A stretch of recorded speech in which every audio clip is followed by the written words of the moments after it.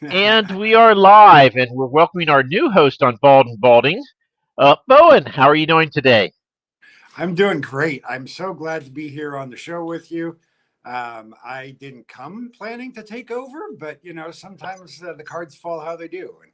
And if I have World to, domination just happens that way. if I have Mm. to institute a power grab, well, I'm up to the challenge. One day you're the president of Venezuela, next day you're, here taking over Bald&Balding. Um, so, One office being far more respectable than the other. ooh, I'm not sure which. Anyway, so I did want to start off by saying that I put out a tweet the other day saying that I entered Spiffbo a couple years ago with my fantasy and got booted first round. I entered Space Fic, the disaster that was last year, and got booted first round. I entered this book for Rose benefit, Proxima Station and Sphinx this year. It got booted first round, so I have a 100%, perfect record here. And I was thinking, you know what? Son of Sonnet, who actually did this book for me, Proxima Station, thanks to you telling me about him. Great narrator. Can't say enough good. Yeah, he is wonderful. He put out a list of all the books he did and gave everyone a title. And which book got my favorite book to narrate of the year? Which one? Which one of your books, Bowen, got his favorite to narrate? He put down the Legion of Traitors as his favorite one to narrate. He's done the whole Exile War series now.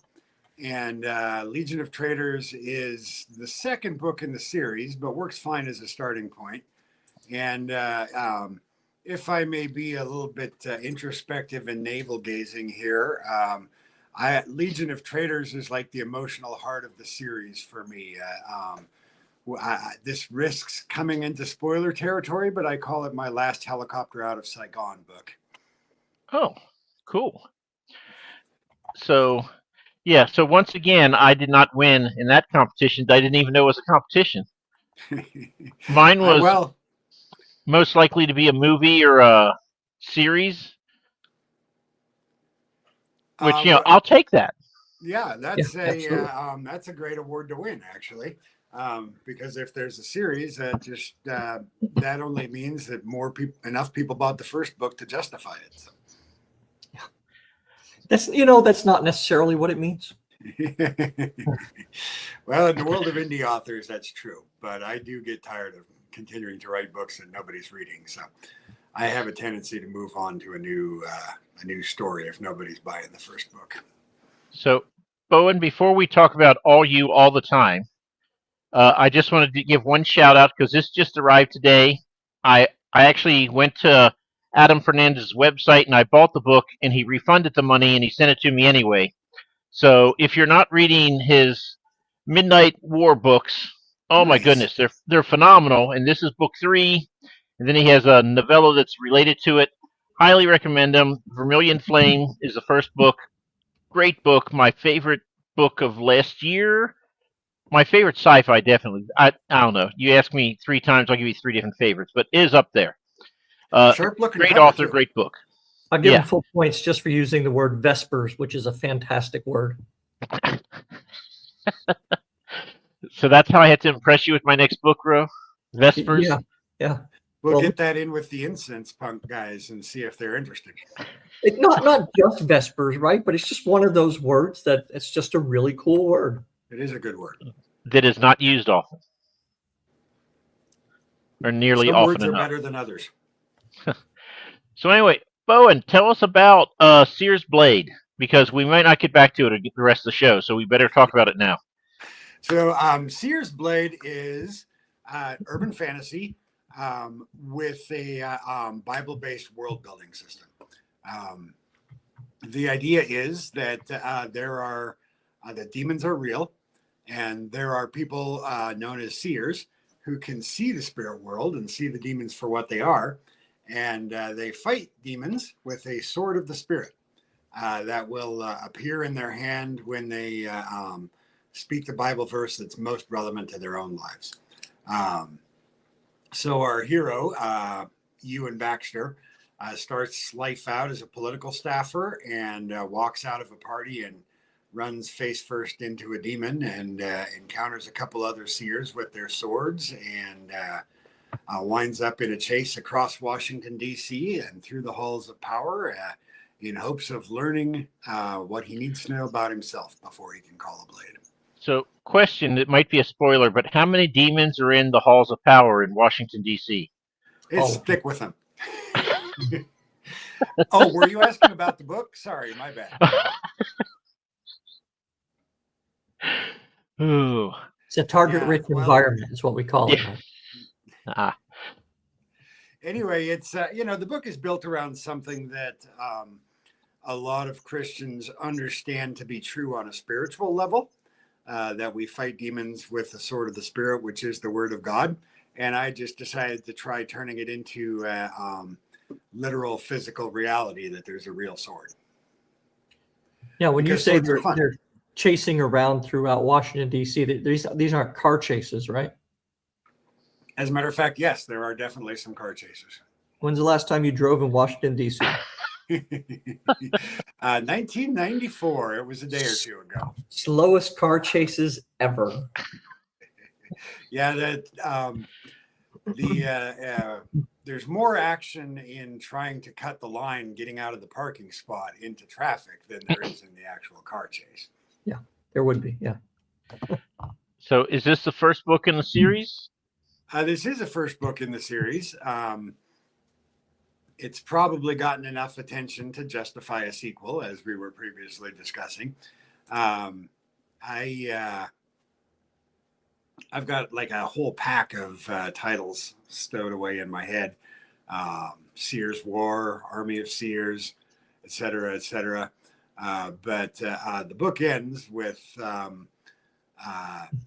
the major villain temporarily defeated, but not necessarily gone. So there's plenty of room to come back to it. When did this book come out, Bowen? First released on December 4th. All right. Okay. But, so it's like really new. Due to the vagaries of scheduling, a lot of the release stuff is going on right now. So looking at the number of books that you have, and I got up to like 15 or something. How far off am I? I think the total is 29 if you count box sets. Not enough fingers and toes for him to get there. So we don't that's count how you box know when sets. you've written a lot is if you can't remember how many. So is this what you do as a job nowadays? Sadly, no. In fact, I just made a well-received post about that fact on X today. But in my day job, I am a clerk of court in the Montana court system. That is you. Yes. Same Okay, because I before you came on, I Googled your name. It's like, oh, Mike. I said the first guy that comes up is some dude who's like the clerk of court here up, and I said we got to scroll a bit to find this. I didn't know there were two Bowen Greenwoods around. So okay, that is good. All right. Yeah, it is what it is. Montana is the only state in the country that elects their clerk of the Supreme Court. So I was reelected last fall for a second 6-year term, and the kind voters of Montana saw something in me that they wanted to keep. Which is good because I love the job, and also being a clerk of court gives you all kinds of materials if you write crime thrillers, which I do. Yeah, I bet. Hey, I just want to talk about one thing, because I think in all the people that we've had on this show, you might hold a distinction. I don't know. We've never checked it, but I want to point people's attention to this number right here, 1,045 reviews on this book, and just say, the hell? 1,040? You have almost that many, Ro. What's that? You have almost that many, just, like 1,000 some odd. And 0 and 4 and 5, yeah. But, well, that's the thing, is Death of Secrets was written in 2014, so it's had a while to accumulate reviews. Or was published in 2014. And it's interesting that those who are deep in the indie author space will probably know what I'm talking about when I say it was a lot easier to get into BookBub back then. And so, it built up a lot of reviews because it was in BookBub 2 or 3 times. And, that helps me out a lot. This is one of those things where vanity kind of gets in the way because that book remains popular. People are still buying it to this day. And yet I kind of feel like it's not representative of the kind of work I can do today. So I'm a little hesitant to market it as heavily as maybe I should be. And no, I'm not related to Johnny Greenwood, to my knowledge, or to Lee Greenwood, sadly. But if you know a Cliff or Kathy Greenwood or their son Jeff, I am related to them. Well, I'm glad you're not related to Lee Greenwood. Well, I would hope he had something for me in the will, but Well, I mean, yeah, there's that, I guess. But the first base I was ever stationed at, we had a slideshow that we would show people when we gave them tours of the base, and that Lee Greenwood song was at the end of the slideshow. So I heard that every day, sometimes multiple times a day for like a year and a half, and I cannot stand that song. It does get a little overplayed in certain circles. Yeah, I think. So I can one-up you, Ro. I was in Flatwoods, Kentucky when Achy Breaky Heart by Billy Ray Cyrus went large. Guess how many times I heard that song? Yeah, but you didn't hear it at work. Like, you didn't have to hear it. Oh, you had to hear it. I mean, my head will still start bobbing if you play it. Like, don't tell my heart. It's just... Do it, Mike. Let's see Mike dance. No, Yes. no, just the head bob. Dance, Just the dance. head bob. That's all I do. No, you already got the stupid movies that I have to watch. How's that going, by the way? I watched 13th Warrior, Oh, And? was that any good? and it was okay. I have issues with several parts, but overall it was good. But then, if I didn't have something to complain about, then it'd be a complete failure. So, So Bowen, do you have like all 20 whatever books of yours done up as posters on your walls? Those were a gift from a friend of mine. Those were my first 6 novels, and he had them all done up as canvases for me. Oh, nice. oh, cool. In celebration of, I think I passed 100,000 downloads or something like that, which, a lot of those are free promotional copies, so it's not 100,000 sales, but Right. Still, it was a nice milestone and a generous gift. And he runs a print shop, so I think he would love to have me buy the rest of them. Yeah, that's what you call Good to have seeding. somebody in the printing business. It's lost leader, I think. Yeah. Yeah.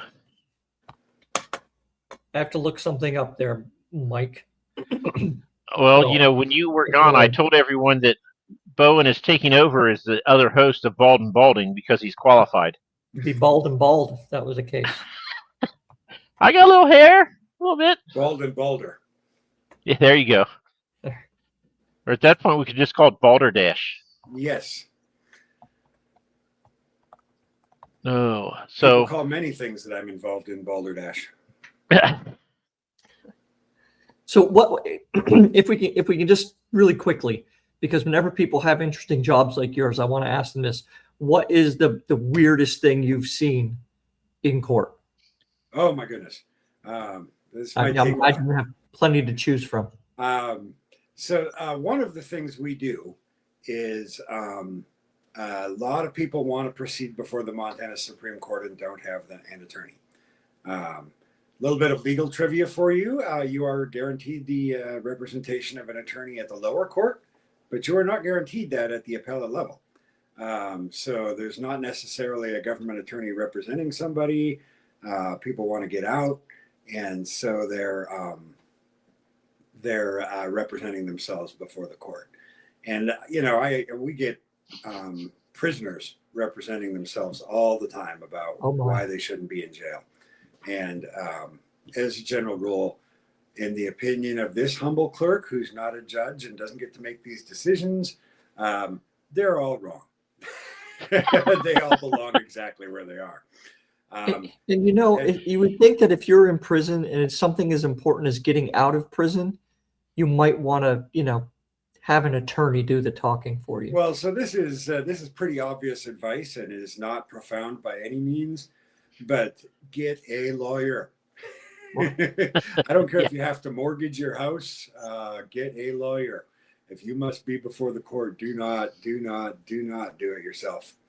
But that being said, I just saw my friend JP go past in the chat asking if we should call this podcast Baldur's Gate. But I'm just a guest. I don't get to rename it, JP, but thank you for coming to listen to me. So this one, everything that's filed at my court is a public document. So I'm not afraid to divulge anything that shouldn't be divulged. A lot of folks got a little bit of a chuckle the other day when divorce is always hard. And when you bring your divorce all the way to the Supreme Court, that's even going to be harder. And it's never fun to have all your dirty laundry splashed out in public documents. But we had one couple the other day who were still 10 years after their divorce arguing about which one of them got to keep the cat. So you do see some entertaining stuff in court. And at this point, of course, the cat is 18 years old. So whoever gets to keep it isn't going to get to keep it very long. Right. I've never been through a divorce, thankfully, but I've always been told, the thing I've always heard is, why is divorce so expensive? Because it's worth it. Oh, nice. But never had to do that. So thank you, Lord. Yeah. I'm actually just about to get married for the very first time. Really? Yeah. You learn nothing from being in court every day. Well, it's fortunate that we're both, no longer children and sort of free from some of the mistakes younger people make. And we are both quite committed that we will never get divorced. So. Well, just in case, get a prenup for the cat. Nice. And she's also here listening, so I got to say all the good things about her. All right. Okay. Just wink if you need help. Hostage video. Yes, because we would be able to help. Yeah, right. We'll call it in for you. So when did you start writing? So this is really sad. I started writing in sometime around 1993. I had a specific career plan. I was going into the Army. I was going to fight in the defense of the Fulda Gap against the invading commie bastards, and come home a war hero and run for office. And the Army was far too smart to have any interest in me. So they kicked me out of the ROTC program and left me at a loss for what I was going to do for a living. And I tried writing a novel and liked it. Nobody else liked it, but I liked it. That's how it starts. And so I've been trying for a long time at writing. And Death of Secrets, that you pointed out, is the first one that I actually published.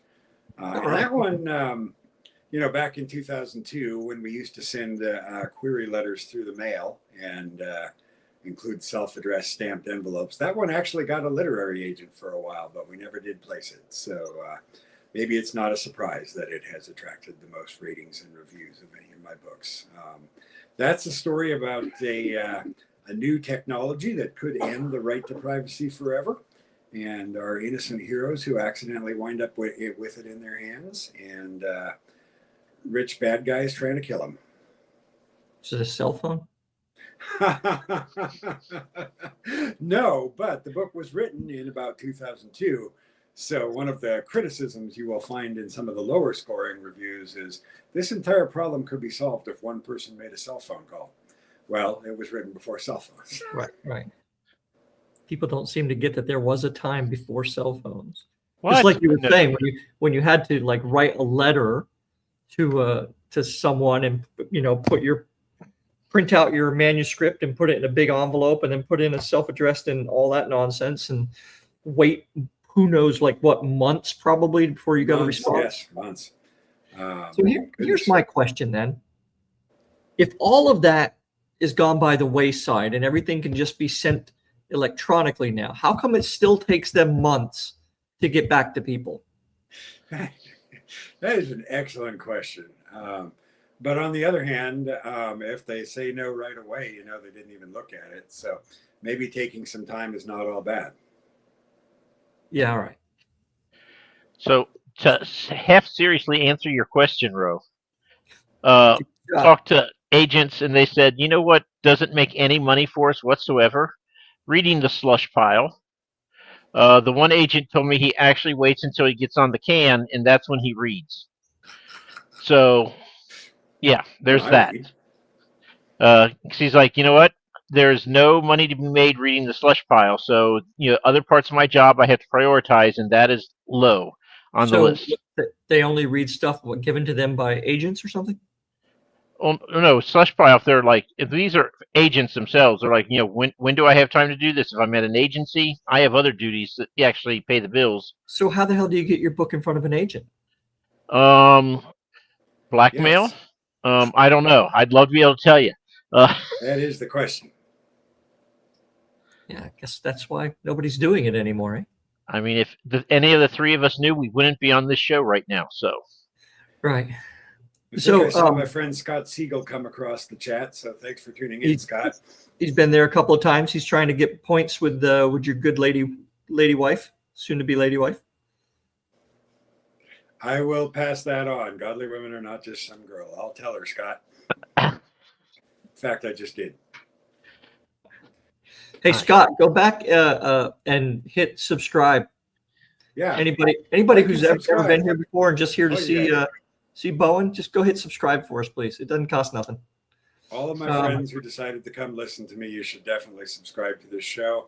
I've been here more than once, and I've been here listening to other people, and it's always entertaining. You guys should subscribe. So thank you. Do you have a group of people who you now, after this many books, that you can kind of go to for ARC reading and advice and all that kind of thing? Just had a rather frustrating experience with that. So, over the years, I've built a small email list. It's by no means enough to make me rich, but it definitely does help me sell books. And I always hit the email newsletter up with, do you want an ARC copy? Do you want to do an advanced review? And it's an unfortunate truth that you're going to want to get more ARC readers than you need reviews. Because I usually get about maybe 20% of those who sign up to be ARC readers actually post a review. Right. And that's one of the best things that social media actually does do for me as a writer. Is it helps me get on podcasts, and it has helped me connect with some reviewers. Nice. So Go ahead. Oh, just for our audience, last year I actually paid not one but two different book tour companies when I launched Haley Traveler, and they had listed over 60 different reviewers who were going to read and review my book, and I still have not broke 50. So, yeah, I would not recommend book tours. It's a lot of money you can spend, and you get little to nothing in return. So don't make that mistake, kids. Do you? I'm with you on that. The whole indie publishing world is filled with people who would love to charge you for stuff that doesn't actually happen.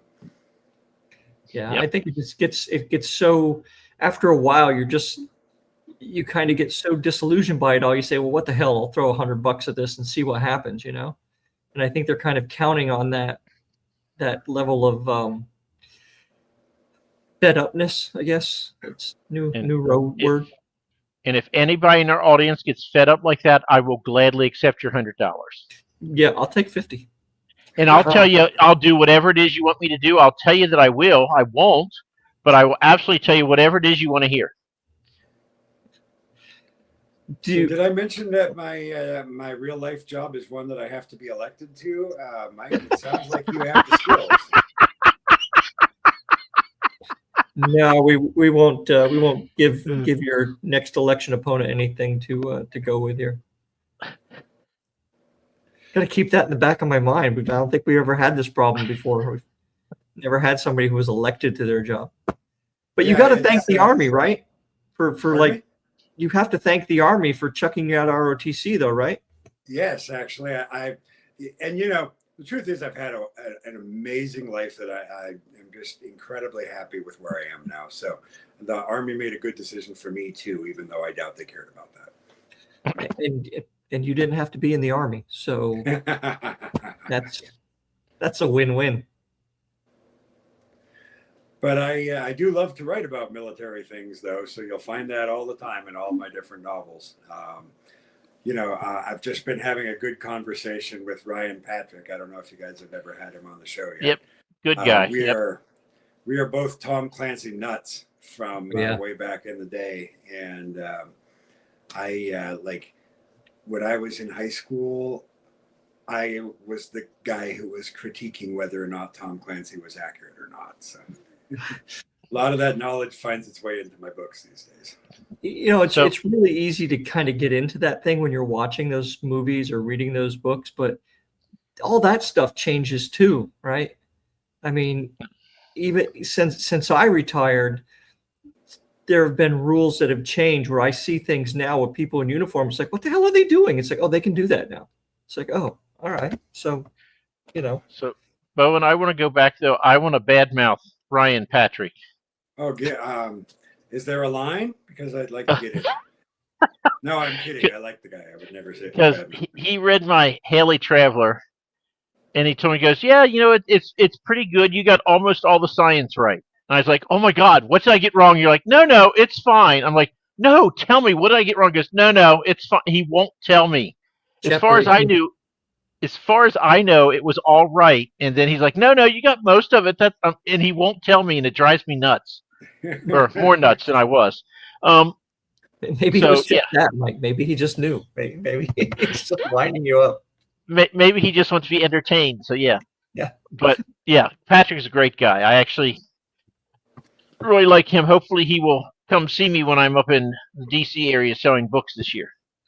Now, I don't know if you've noticed, Bowen, but in the 27 minutes we've been on, Mike has shown one of his books three times, and mentioned another one of his books twice.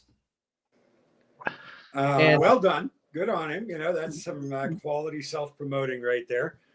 Thank you guys for putting my website on the CNN crawler on the bottom. Well, we want people to go to your website and buy your books. I'll tip the camera up a little bit so you can see some of my book covers behind me. Those are nice. He should make a deal with people, and I'm sure a lot of people would like those. Not those ones, but their own books. Those are nice too. Don't get me wrong. Yeah, well, I've got the connection at the print shop, so I can just sell the canvases at a profit margin and have him do the work. There you go. The profit conspiracy over my shoulder here is in my personal humble opinion, it's when I start to feel like I entered my adult phase as a writer, and what's that? That's the one that I am. That's usually as far back as I go in books that I pay to promote. How long did it take you to kind of get over that imposter syndrome of writing? Long time. I'll let you know when I get there. Okay. Yeah, that's fair. What took me or what helps me with it is this has been a journey I've been on for the past couple of years, is learning to love the writing for itself. As you guys know, none of us here are James Patterson. We don't sell so many books that we take baths in $100 bills. It's easy to feel like, oh, I'm a complete and utter a joke calling myself a novelist. There's like 200 people in the whole world who've ever bought a book from me. But at the end of the day, the real joy is creation, is making a world, telling a story. I love to tell people that the Exile War stories, I would have written that if I was the only person who was ever going to read it. It's a very it's a statement piece for me. It says what I want to say about the world. Cool. I'm looking up something again, Mike. Sorry. Oh, okay. Then I'll just take the opportunity to say that's how I feel about the Haley Traveler and that series. It's my least read of all of them, and by God, I'm going to write all 5 books no matter what. I have that on my Kindle. I just haven't gotten to it yet. I find that getting married has reduced my reading time. Well, I mean, you got to make choices. Well, I am going to read it someday, though. I promise you. Since you keep having me on the podcast. That's what it takes. Bro, we have to do a lot more shows. I need a lot more readers. What about me? You don't promote yours. You're not even in Spiffbo this year. No, I'm not in Spiff Boxy. You're going to feel really bad when I go further than you went. I hope you do. I mean, you can't not go further. I was the first one cut from my group, so, you know. Kind of what I'm counting on, yeah. Well, somebody in the chat said finish the series and the readers start to show up more, and I do believe in that. Yeah, it's a lot easier. Really do. You know, it's a lot easier to sell a complete series by making jokes about George R.R. Martin, and it is It being compared to him. Yeah. Yeah, but he did all right, to be fair. He's made a few more dollars than me. That's true. Yeah, Mike's taken like a 3-year, 12-month hiatus. Hey, it's not 3 years yet. I published in January of 24. So it's only been 2 years, and I haven't started with the next book yet. So it'll be at least 3 years before it comes out. At least. And you're no George R.R. Martin. I will publish like 4 other books in between, so. Yeah, but who cares? If you got me hooked on a dude turning into an owl, I want to read about the dude turning into an owl. Well, I have a choose your own adventure in that world coming out because no one has asked for it, so therefore that is what I'm working on. Of course, yeah. My wife told me the other day I should do a cozy mystery. That's like a. You should. I said, "Will you read it?" And she went, "Okay, write whatever you want." Right to market though; those sell like crazy. I've heard, yeah. If I get really desperate, I can always write romance, I guess. But I'll do it ro.mance. So Nice. It'll be sad. It'll be really, really sad. So you had a book bub early on. Have you tried to do it again? You know, I think the last time I got into BookBub was for the I did the 5th book in the Exile War series, and it took me forever to talk him into it. But it was meant to be a new entry point to the series. It was supposed to be like a second book 1. So I thought it would do well with BookBub readers who usually like to get in at the ground floor of the series. Ended up not quite doing as well as I hoped. But my plan right now, so I'm working on a series of not sci-fi at all. I'm working on a series of Cold War spy thrillers. And my plan is to go back to tugging on the BookBub people's sleeve once I have those ready. Yeah. Just in case you've never seen it, thrillers perform dramatically better than science fiction does in BookBub. Yeah, I would think that thrillers probably, after in the kind of fiction genres that aren't romance, I would think thrillers probably do quite well. They do. It's I think BookBub's own stats are romance first and thrillers second. So fantasy is somewhere around 8 or something. Somewhere like that. I don't really know. Yeah. But I like to make money, so I'm going to try again with the product that performs well there.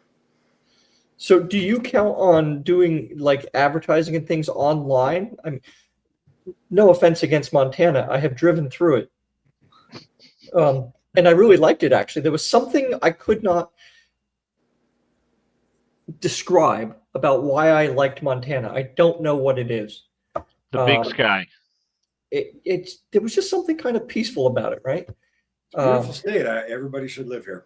But then it wouldn't be quite as beautiful anymore. Nope, it would not. But it is I think it's fair to say sparsely populated. I Um, No, there's a so lot of cows. cows aren't great readers. How do you get word out about your books? I mean, do you do any in-person kind of things? do almost nothing in person. Um, my business is probably 95% or more ebooks, and those are largely sold through BookBub and the lesser BookBubs. Like Free Yeah. Booksy and things like that. That we've probably most of us have tried once or twice before. Through my own email list, I perpetually taking another run at Amazon ads, but perpetually not quite figuring it out. So yeah, I do most of my advertising online. I tried some local advertising. I tried spending some money on a newspaper ad in the paper I used to write for when I was young, and was not really all that valuable in terms of book sales.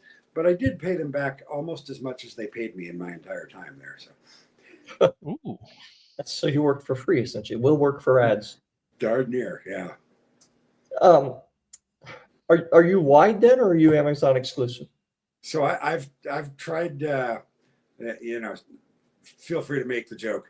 I've tried it both ways, and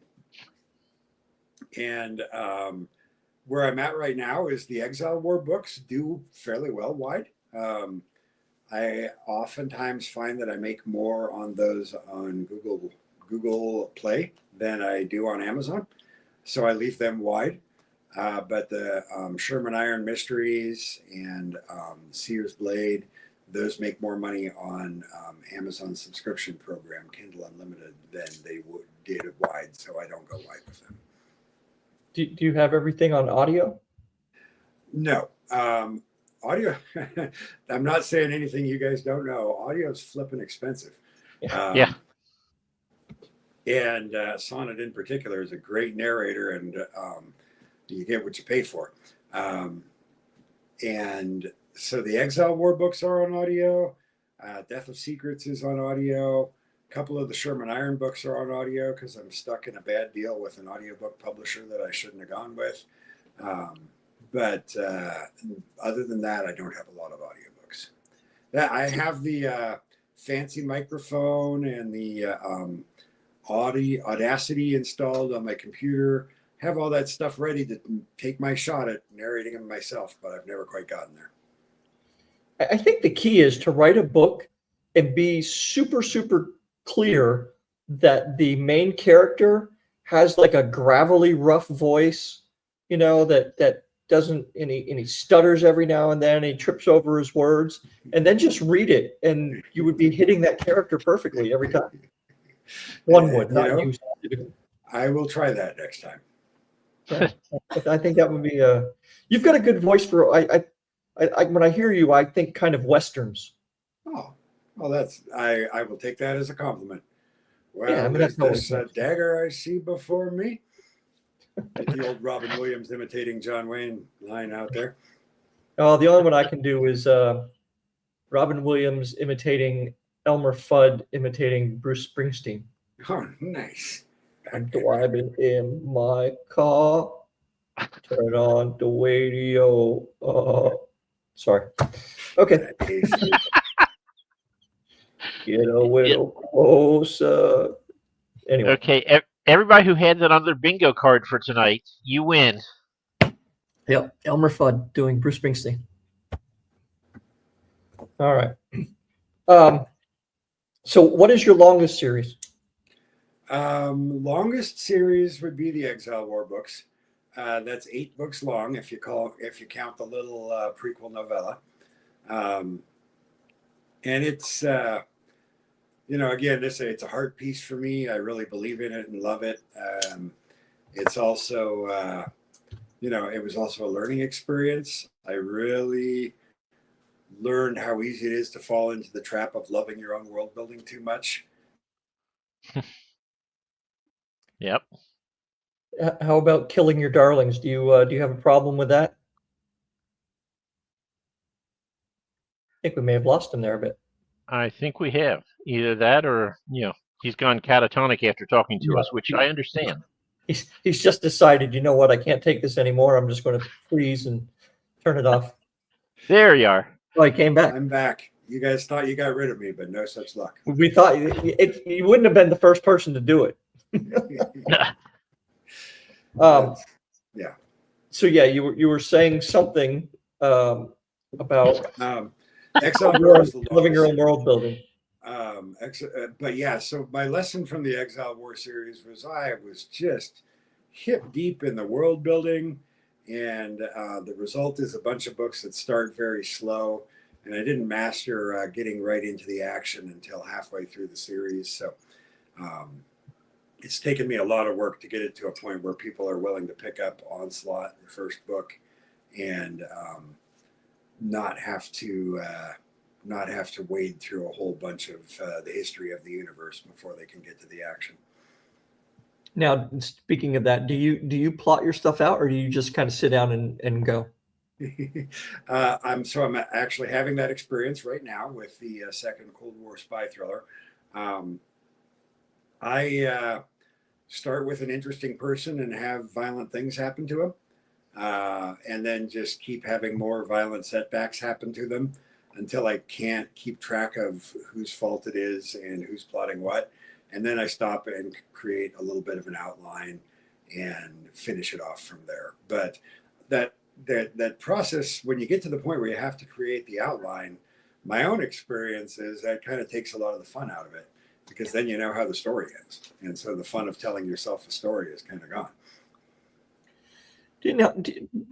It's weird thinking about this, but if you're doing Cold War spy thrillers, for a lot of people reading now or watching this or whatever, that's a history lesson, right? And yeah, late 20th century. Yeah, which is the fun part. So, I mean, do you ever look at some of that stuff and go, oh my God, this is kind of real, right? This nonsense happened. You mentioned the Fulda Gap earlier. And yeah. I mean, when people looking back at all the stuff that we had in Europe in the 80s versus what we have there now, it's so bizarre. And the Olympics were a lot more fun to watch back then, granted, but it just seems that so much of that would kind of be lost on a generation of readers. Or does it make it more interesting to them to be able to kind of re-see something like that they were never there to witness in the first place, if that makes any sense at all? Well, definitely a lot of my readers have experienced it as as totally new stuff. Even people who are close to my age still weren't necessarily as into some of it as I was at the time. Nobody else besides me knows exactly how many flares and chaff canisters an F-14 had. But the thing about the Cold War is that I can take the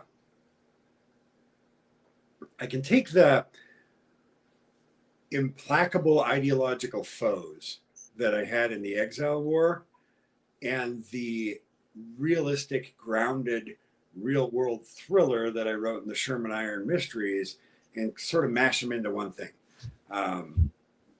And it becomes realistic, grounded in the real world. And yes, I saw that, Scott, and I only do have a limited knowledge about chaff canisters in the F-14. That's true. But you can have this war that people feel really passionately about, right? That their deep-seated beliefs about capitalism and communism are on the line.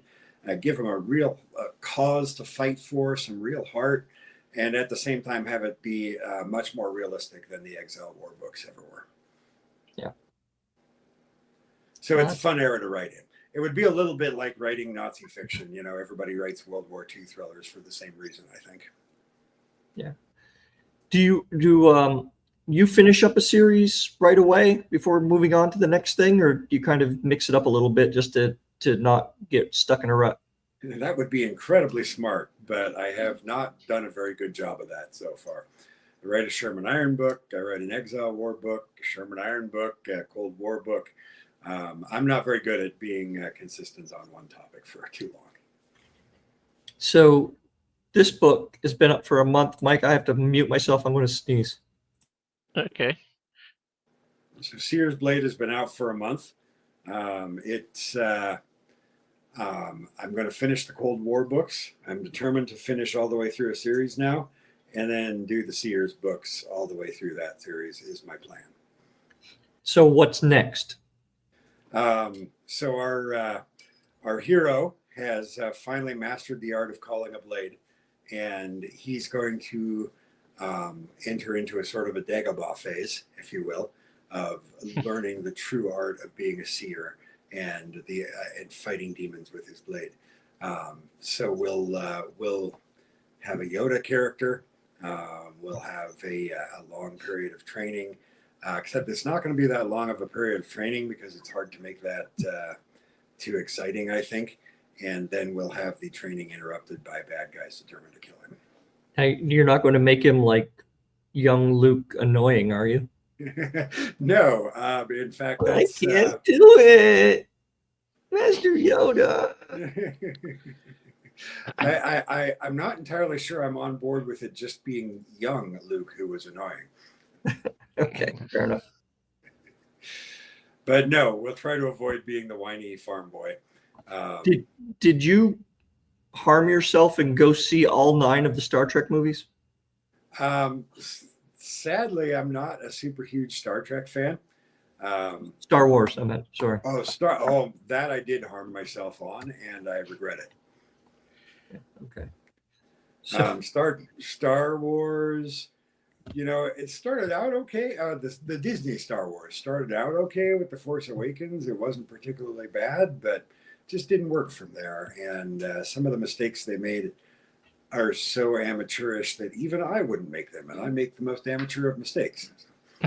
the Force Awakens is the one with Rey, right? The first one with Rey, yes. Okay. Well, you liked that because it was essentially A New Hope. It was the same movie, gender swap. Exactly. It was the exact same film. 100%, yes, you are correct. I find it amazing that the Millennium Falcon was sitting there on a dust planet for so long, and it just started right up. Where you can leave your car in your driveway for 3 weeks, and it won't start. But the spaceship was sitting there for who knows how long, and just take it into space, no problem, no big deal. They got the extended warranty. Yeah, AAA was there getting that thing ready to go. It's a little sad because honestly, I've been a huge Star Wars nerd since literally 1977. But at this point, they've kind of lost me, and I haven't spent any money on them in a while now. Yeah. Well, you're not the person who goes to it, and not going to Comic-Cons and things. You don't get to see what Mike and I see at these things, which is people spending hundreds of dollars on lightsabers. Yeah. It's just like, wow, especially when they go by and he's like, oh, I don't know, I don't have a lot of money. It's like, yeah, you're going to buy a lightsaber, aren't you? So the Exile War books were sort of my attempt to fix what I thought was wrong with Star Wars. That's a good plug there. Yeah. So that's a nice blurb. You should put that in the back of the book. My attempt to fix what's wrong with Star Wars. If we can go ahead and nerd out for a second here. No, we wouldn't be if you have a group of superheroes whose power is passed from father to son or from parent to child, which is patently obvious, is what was anticipated in the original trilogy. Lines like, because the Emperor knew, as I did, that if Vader were to have any offspring, they would be a threat to him. It's patently obvious that this is a genetic trait, right? If you have a genetically inherited superpower, the single stupidest thing you can do in the entire galaxy is take a vow of celibacy. I mean, you're like ending the superpower. So I wrote the Exile War books. The smartest thing to do would be to be a good parent. Yes. That makes a lot Anyway, that's me fixing stuff I thought was wrong with the um, thought was wrong with Star Wars. So you don't have a Jar Jar character in your books. And there is no Jar Jar. And on this, you will find a different opinion amongst my critics and myself. I thought I wrote a much better love story, but not every reviewer thinks that. Yeah, I mean, we can't make everybody happy though, right? That is the sad truth of being in this business. Not every book can be for everyone. You're always going to get some bad reviews. You got the people out there who are like, is there any spice in it? Because if there's no spice, I don't want to read it. It's like, whatever. There is there's a couple of passionate kisses. That's about all you get. Salt and pepper. There you go. Yeah, that's the world we live in, though. Everybody wants to know the heat level. Yep. Yeah, Mike, you're one to talk. 0 G heat. Okay. So when are we expecting the next book, Bowen? I'm going to have the second Cold War spy thriller done. I'm going to be done writing it before the end of this month. And then, yes, JP, the spice must flow. Yeah, and talk about going full nerd there, huh? Well, as long as we're in all the other big series, we might as well bring in Dune too, right? So I'm going to have another book written at the end of this month, and then take at least a month to polish it and see where it goes from there. The Cold War spy thrillers. The first one was called The Deepest Cut. The second one is The Hardest Drug, and the third one is going to be The Strictest Rule. You already know the names of all 3 books you haven't written yet? I do, and so I don't know. You guys look like you might appreciate this joke. You might be of age to appreciate this joke. So the books take place in Latin America, and I use Manuel Noriega pretty heavily as a color character. And so there's a strong temptation in my head to do a 4th book set a couple of years later from where these are and call it The Justice Cause. Oh, don't do that. Don't do that. Nice. Probably not going to happen, but it's funny to think about. That's just dad joke territory right there. It is, yes. But you're right. Some people would get it, and some people wouldn't. You have to be pretty old to remember Just Cause. Right. You remember they sent an actual F-117 down to Panama to a country that doesn't have a single surface-to-air missile or aircraft. There's no need for stealth. But the Air Force wanted to test it out, so away it went. I'm good at that, testing stuff out. Well, that's why in the first Gulf War, when they went in and attacked things, they purposely left the tower that CNN was using to broadcast. They purposely didn't hit that so that they could have real-time battle damage assessment on TV. Nice. They could see what worked and what didn't and what went out, and they just kind of watched it on CNN. And it's like, okay, we got our information, now we can go hit it. But way cheaper than paying the CIA. Yeah. So every now and then they some smart things get done. So. All right, Mike, do you have anything else? I do not. You don't want I just scheduled poorly. From your list of dumb questions? I do not have them up, but I will get them. Would you like a dumb question that's fantasy or sci-fi based, Bowen? Well, is it going to be epic fantasy, or is there any chance of a dumb question related to urban fantasy? We will try silly fantasy and see. Let's see how it goes. We haven't dipped into this list for a while, so this might be kind of interesting. Okay, so I'm going to ask you one of my favorites that I haven't asked in a long time. So who is one of your favorite characters who causes a lot of mayhem? Well, I mean, I'm just going to have to go with the easy one, right? Merry and Pippin. Oh, you foolish took. Fool of a took. Well, no, I mean of your characters. Oh, sorry. Ooh, that's a harder one. Causes a lot of mayhem. Well, that's not a fantasy question. Okay, well, here, let me put it this way. Here's the question. You and some character of your choice from your books go into Walmart, and you turn to go get a basket, and when you turn around, that person is missing. Where did they go, and what are they doing? And Oh, please yeah. let it include mayhem. Well, I can think of several of my characters who. Oh, all right. So we'll Slade McAllister, Good old hotshot, Slade. roguish smuggler type pilot, is a de rigueur trope for many of these novels. And if you found him suddenly disappeared in Walmart, he will be at the section where they're selling ammunition. Just the ammunition. Yeah, well, and the guns, Okay. and the tannerite exploding targets. Nice. I think that's where most of our people end up somehow. Yeah. Which is not too far off of where I would be if I disappeared in Walmart. Yeah, that's fair. That's not a lot other to recommend it, you know. Okay, I have one more silly question for you.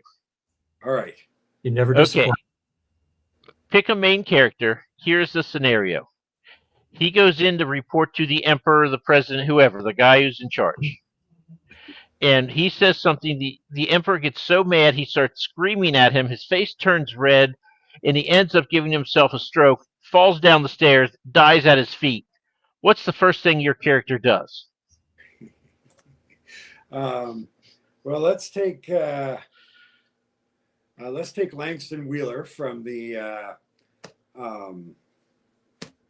Exile War series. The first elder of the Gentle Hand gets so mad at him, he screams, has a stroke, and falls down dead. And the first thing Langston is going to do is the right honorable thing and report it to the authorities. He's not going to check his pockets, for the royal emblem. Lawful We'll good take paladin. Sarah, it's good to see you on. Ariella is an old friend of mine from 2 or 3 years ago, right, Sarah? 2 or 3 days ago. So we'll take a couple of other characters from the Exile War series, and the antagonist, Cleo Sable, would probably see if he needed help being sure he was dead. Just to make sure. You guys know that joke, right? Two guys are hunting in the woods, and they have an accident with the gun, and one of them calls 911 and says, "We need help. We've just had an accident with the gun. My hunting partner got shot. What are we going to do? Please help." And the 911 operator says, okay, calm down. First thing, make sure he's dead. All right, now what? Be a great place to throw in a Dick Cheney joke.